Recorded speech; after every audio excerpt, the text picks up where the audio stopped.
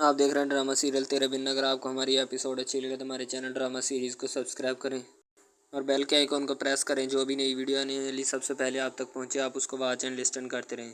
मीरव के सामने खाना पड़ा होता है। मीरव खाने की हिम्मत नहीं कर रही होती। पता नहीं मीरव को क्या हो गया कि इन बातों और उलझनों में खोई रहती है। वो हर वक्त उसको एक तड़का सा लगा रहता है कि पता नहीं मुर्सम खान जो है कब उसके ऊपर छापा मार ले और कब उसको जो है वो पकड़ ले, लेकिन उसका तड़का अभी फ़िलहाल जाने नहीं वाला होता। दूसरी तरफ हया जो होती है वो बड़ी मक्कार होती है। वो अपने मकसद में पूरी उभर रही होती है कि मैं किसी न किसी तरह अपना मकसद हासिल कर लूँ और इनसे छुटकारा हासिल हो जाए और मेरी जान छूट जाए। तो हया जो होती है बड़ी मक्कार होती है। वो अपनी चालाकियाँ खेल रही होती है कि मीरब तो अब इस घर से चली गई, अब इस घर पे मैं ही राज करूँगी और मुर्सम खान की मैं बीवी बन जाऊँगी। लेकिन माँ बेगम जो है वो ऐसा कभी भी नहीं चाहेंगी। वो मुर्सम खान का घर नहीं उजाड़ना चाहती और वो इस घर में खुशियाँ देखना चाहती हैं। और ये खुशियाँ वो हया के साथ नहीं देखना चाहती बल्कि मीरब के साथ देखना चाहती है जो उसे पसंद है। ज़ाहिर सी बात है माँ बेगम को अपना दड़का लग जाता है कि बस इसके अलावा अगर कोई और मसला बन गया तो उसका कौन ज़िम्मेदार होगा। माँ बेगम अपनी ही बातों में खोई रहती है और उलझनों में खोई रहती है, क्योंकि उसे पता होता है कि अगर इसमें कोई और मसला बन गया तो वो कौन जवाबदार है इन सब बातों का।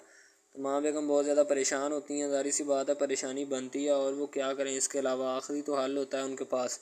दूसरी रहिया जो होती है वो बड़ी मक्कार होती है। वो अपने ही मकसद में पूरा उतरने की कोशिश कर रही होती है कि जितना ज़्यादा हो सके मैं इन सब चीज़ों को जो है ना फॉलो अप करूँ, ठीक है।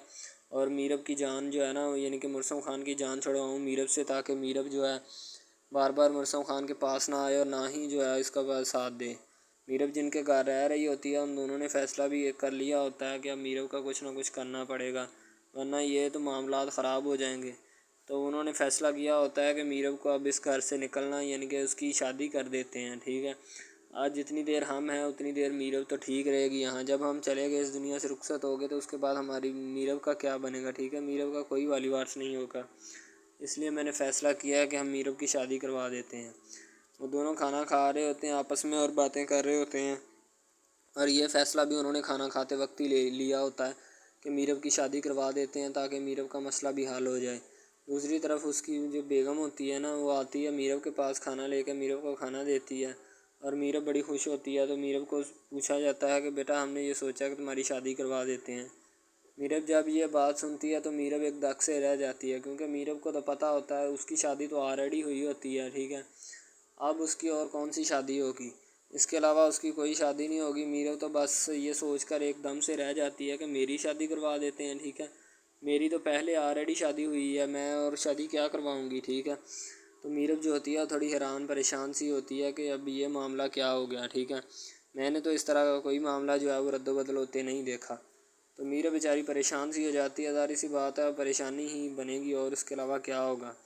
मीरब जो है वो कहती है कि मैं अब और नहीं कर सकती, ठीक है। ना ही मेरे पास इतना टाइम है कि मैं अब शादी करूं, यानी कि अभी फ़िलहाल मेरा कोई ज़हन नहीं है शादी का। मीरब उनको इनकार कर देती है शादी करने से। तो दूसरी तरफ माँ बेगम जो होती है वो रो रही होती है, क्योंकि रोना ही बनता है, उसके मुकद्दर में रोना लिखा होता है। वो कहती है कि हमारी बहू इतने दिनों से लापता है, कोई उसका वाली वारिस नहीं है। मुर्सम खान तुम क्या करते फिर रहे हो, तुमसे एक बहू नहीं ढूंढी जा रही। दूसरी तरफ हया जो होती है वो खुशी के आंसू रो रही होती है, यानी कि खुश होती है बहुत ज़्यादा कि मीरब जो है इस घर से लापता हो चुकी है। अब वो नहीं इतनी जल्दी और इतनी आसानी से इनको मिलेगी, ठीक है। अगर मिल भी गई तो वो इनके पास भी रहना नहीं चाहेगी, वो अपने माँ बाप के घर चली जाएगी। हया जो है वो बड़ी मक्कार होती है। वो अपनी मक्कारी और अय्याशी जो है पूरी तरह साबित करना चाहती है। दूसरी तरफ मीरब के आगे खाना पड़ा होता है, एक दो निवाले लेती है और मीरब का दिल भर जाता है। इन्होंने ये जो शादी वाली बात कर दी है, मीरब इससे थोड़ी अपसेट हो जाती है, इसीलिए उसने ये फ़ैसला लिया होता है कि अब मैं इसके अलावा और क्या कर सकती हूँ। ज़ाहिर सी बात है वो किसी के घर में रह रही है तो उनका हुक्म भी तो मानना पड़ेगा। तो मीरब जो होती है वो बड़ी परेशान सी होती है कि अब इस मसले का मैं क्या हल निकालूं।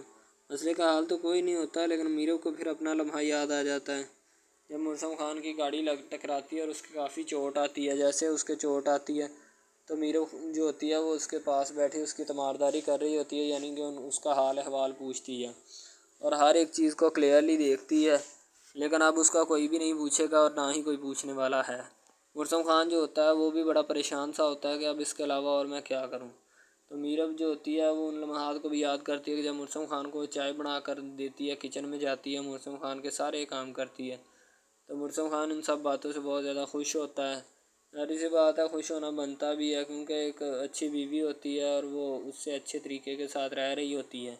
बस मसला यही होता है कि वो उन्होंने शादी का कह दिया है, लेकिन मीरब जो है शादी नहीं करवाना चाहती। असल हकीकत तो ये उन लोगों को ये नहीं पता कि मीरब की पहले भी शादी हुई है, ऑलरेडी मीरब जो है ना वो मैरिड है, ठीक है।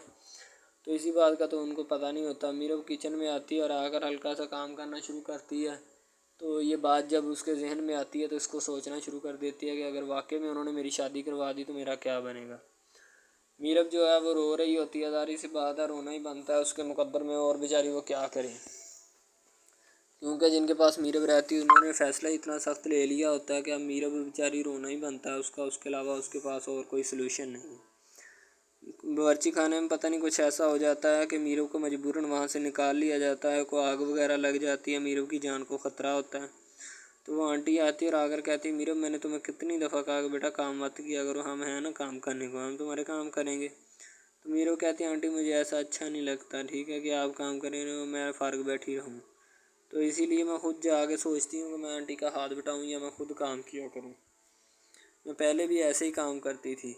तो आंटी कहती है, अच्छा मुझे बेटा पता है कि तुम बहुत अच्छी हो, ठीक है सारे काम संभाल सकती हो, लेकिन फिर भी मैंने तुम्हें कहा है ना कि तुम ना काम करा करो, काम मैं खुद किया करूँगी, तुम टेंशन क्यों ले गए हो। तो मीरब को वो समझा रही होती है आंटी, ठीक है, वो समझाना बनता भी है। मीरब जो होती है वो खाना वहाँ पे पड़ा रहता है, उसको खाना पसंद नहीं करती और छोड़ देती है। पता नहीं मीरब को अचानक क्या होता है, उठ के बैठ जा खड़ी हो जाती है और अपना दिमाग जो है वो सारा आउट कर लेती है, ठीक है। वो आंटी आती है फिर मीरब के पास, मीरब से पूछती है, बेटा क्या सोचा तुमने। मीरब अभी तक इनकार में जवाब दे रही थी, वो आंटी वापस आकर अपने खामद को बताती है कि मीरब अभी तक नहीं मान रही, वो अपना जो है नेगेटिव ही आंसर दे रही है। अब इसका क्या सलूशन निकालें। वो कहता है कोई ना कोई सलूशन तो निकालना पड़ेगा, इसके बगैर हमारा गुजारा नहीं है। तो मीरब जो आती है हल्की सी परेशान होती है। तो जब मीरब अंदर सफाई कर रही होती है तो वो अंकल खुद आते हैं और आकर मीरब से पूछते हैं कि मीरब बेटा क्या मसला है तुम्हें, क्या हमने कोई गलत बात कह दी। वो कहती है अंकल नहीं, आपने कोई गलत बात नहीं की, मैंने कब कहा कि आपने कोई गलत बात की। तो वो कहता है कि नहीं, अच्छा अगर गलत बात नहीं है तो मैंने तुम्हें जो कहा है, यानी तुम्हारी आंटी ने जो तुम्हें कहा है, क्या तुम्हें ये बात पसंद नहीं कि तुम्हारी शादी कर दी जाए। तो मीरब आगे से चुप कर जाती है, क्योंकि बड़े होते हैं, बड़ों के सामने बोलना वो पसंद नहीं करती। तो मीरब खामोश हो जाती है। दूसरी तरफ मुर्सम खान जो होता है फुल गुस्से में होता है। वो कहता है कि मैं खुद उसे ढूंढूंगा, कोई दरख्वास्त देने की ज़रूरत नहीं, कोई एप्लीकेशन करने की ज़रूरत नहीं, मैं उसे खुद ढूंढूंगा, गली गली छान मारूंगा, मुझे हर सूरत मीरब चाहिए।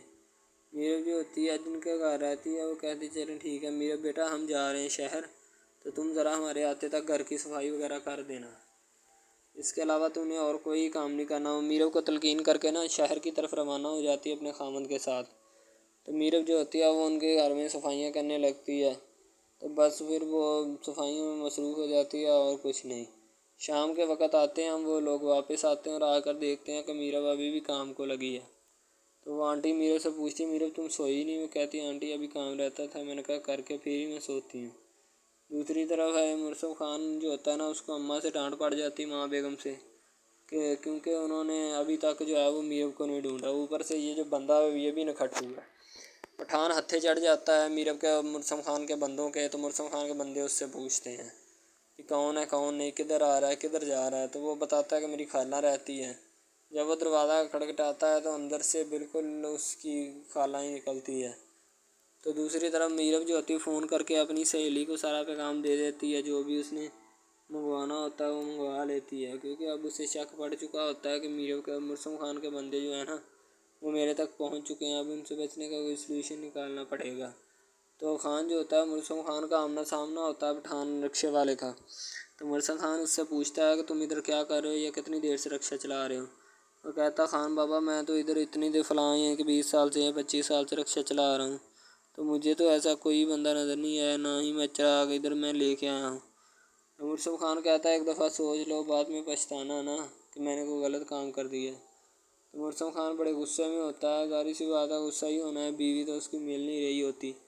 तो वो बड़े गुस्से में होता है, वो अपनी ही चार हमें छुपाने की कोशिश करता है कि कहीं ना कहीं मेरा काम बन जाए। थक जाता है, लेकिन अभी तक उसे मीरब का कोई भी सुराग नहीं मिला। उसे वो अकेला तनहा पलंग याद आता है कि जिसके ऊपर मीरब और वो दोनों सोया करते थे, लेकिन अब उधर कोई भी नहीं है।